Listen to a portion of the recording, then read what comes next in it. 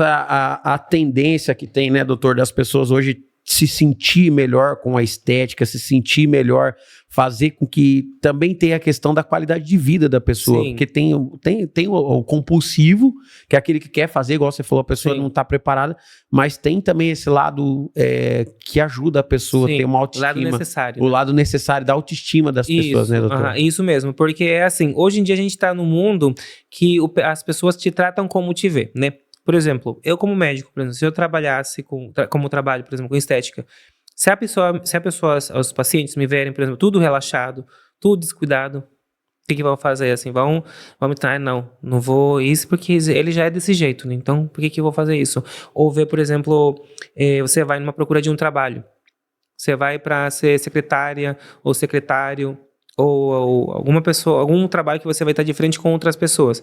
Se você é uma pessoa que cheia de ruga, com o rosto muito caído, tudo despenteado, tudo sem dente, tudo descuidado, automaticamente eles vão descartar você, mesmo você sendo o melhor no seu trabalho. Eles vão ver depois a pessoa, não, ela é mais apresentável, ela vai ser legal, ela é mais bonita pra gente deixar na frente para representar a nossa imagem.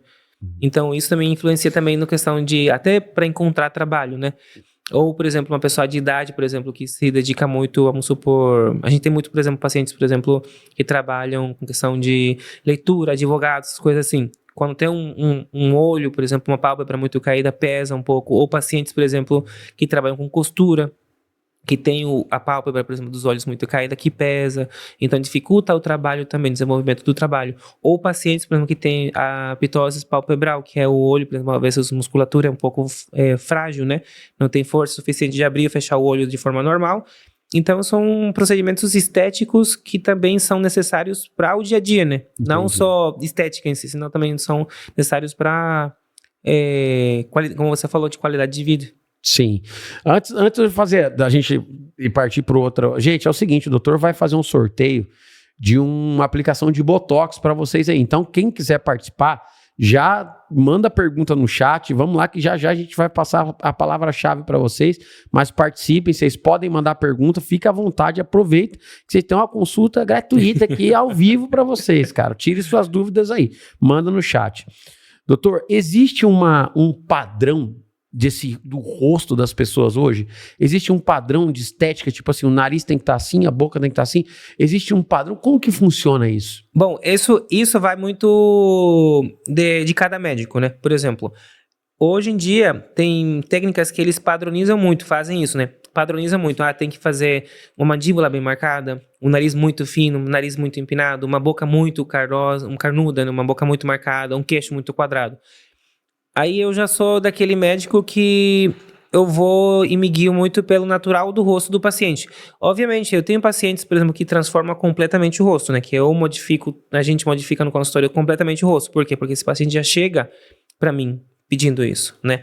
E eu vejo assim, esse paciente não tem, por exemplo, problemas, por exemplo, com a imagem dele, só se incomoda, me fala assim, doutor, eu quero ficar bem, quero ficar diferente e pronto. Então, a gente faz isso.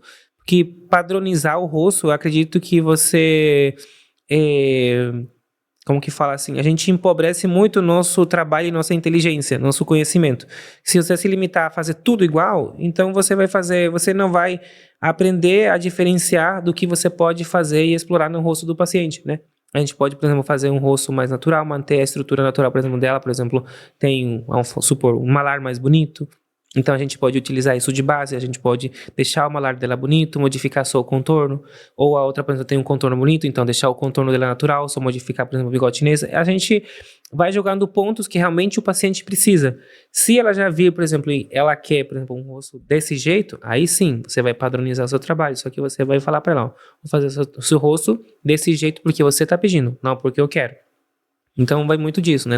Para mim não existe padrão, né? Existe, por exemplo, o que o paciente quer realmente e o que pode ser feito no paciente. Entendi. Hoje em dia, por causa das redes sociais, muita gente olha lá um influencer, olha tudo e quer fazer exatamente igual. Uhum. Por exemplo, assim, uma coisa que a gente percebe, até vira muitos comentários nas redes sociais, é quando alguém faz tipo, um procedimento de lábio e fica tipo, muito grande, né? Como que fica essa avaliação, doutor, na pessoa que viu esse resultado em outra pessoa e ela quer igual e depois não... Como que é feita essa avaliação? Quando a pessoa leva uma foto de alguém, por exemplo. É assim, você vai... que tem vários tipos de pacientes, como você falou, já chega com uma foto querendo mostrar pra você, eu quero desse jeito. Aí você já olha pra cara da paciente, você já olha a boca e fala assim, ó, vai dar ou não vai dar pra fazer nela, né? Se chegar uma mulher, por exemplo, toda já pomposa, toda já com peito grande, vamos falar assim, vamos falar de forma mais ordinária, né? Uma forma mais vulgar. Fica à vontade, assim, doutor. Que chega já com um bumbum grande, com glúteo, você já vê ela toda já trabalhada física, vamos falar assim, esculturalmente de procedimentos estéticos, corporais, e chega pra você pedindo isso, tudo bem, vai combinar com ela. Certo. Então, o que você vai fazer? Então, o que vai acontecer? O seu trabalho vai combinar com a estrutura corporal dela, né? Então, tá bom, dá pra fazer. Só que eu vou fazer uma coisa que você tá pedindo. Aí chega uma paciente, por exemplo, que é magrinha, com boca já fininha, toda delicada, vamos falar assim, receio de fazer procedimento primeira vez, e já leva pra você uma foto de uma paciente com uma boca gigante. Doutora, eu gostaria de ficar assim, porque eu vi que tal pessoa fez e ficou bonita, eu também quero ficar bonita. Aí você já entra, não vai ficar legal. Vamos começar a ir aos poucos, assim. No nosso trabalho tem de tudo, né? No nosso Insta, por exemplo, nas fotos do nosso trabalho tem de tudo. Tem bocas que são enormes, grandes, né?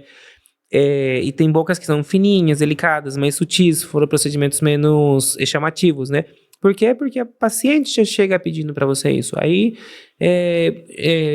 fica muito a critério seu, do médico, fazer se vai combinar realmente ou não com ela, né?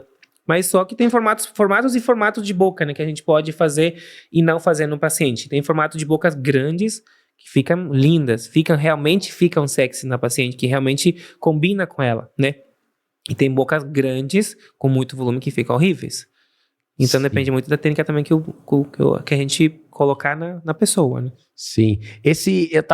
Veio na cabeça agora que com a inteligência artificial, né, que a pessoa pode ir lá, também tem essa possibilidade da pessoa se ver como que vai ficar o pós, isso daí já usando inteligência artificial, como que vai ficar esse pós-operatório? Ou depende muito da pessoa mesmo, de como vai ser a recuperação? Como que funciona isso, doutor? Isso, geralmente, por exemplo, assim, eu não dou muito esse conselho para o paciente de se guiar pela inteligência artificial, porque ela vai ver uma imagem justamente artificial, né? Se eu, por exemplo, falar para ela, você vai ficar desse jeito aqui, vou estar mentindo, porque o paciente, o pós-imediato, ele fica de um jeito. O segundo ou terceiro dia fica de outro jeito. Em 10 dias fica de um jeito. Em 15 de outro. 20 de outro. Em 30 de outro. Tem procedimentos que só você vê o resultado final em 3 meses. Caramba! Isso.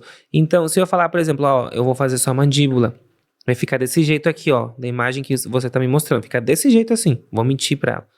Porque ela vai ter uma imagem da textura da pele da imagem que ela tá mostrando, ela vai ter uma textura da maquiagem que colocou a inteligência artificial nela, do contorno, do blush dela, ela vai ver uma textura de boca diferente. Então, para eu conseguir entregar isso pro paciente, só vai ser com Photoshop.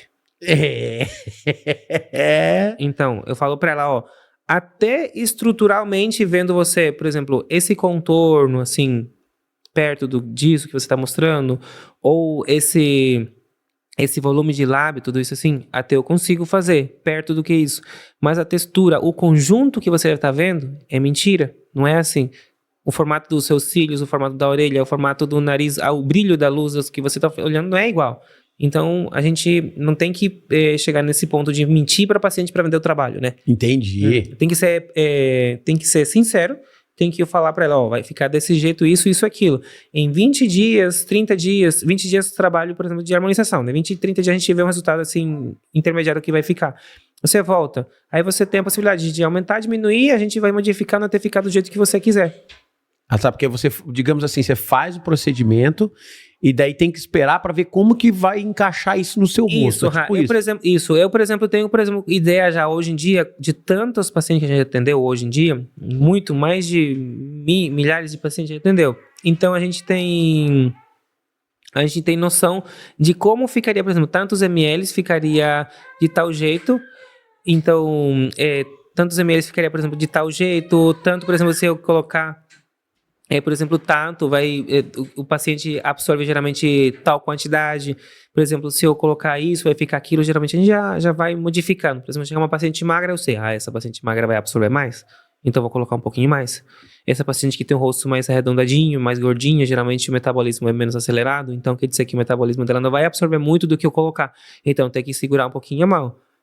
Segurar um pouquinho para não dar muito volume, senão a cara dela fica uma bolacha, vai ficar grande, porque não vai absorver igual do rosto magrinho lá que vai chegar, que tá tudo desidratado, tudo sem preenchimento. Então, tem que sempre diferenciar bem o que a gente vai colocar e como que a gente vai ver futuramente o paciente. Duas coisas que o senhor falou que eu achei bem interessante, que você falou. Uma dessa questão do desidratado, como que funciona para a pessoa antes dela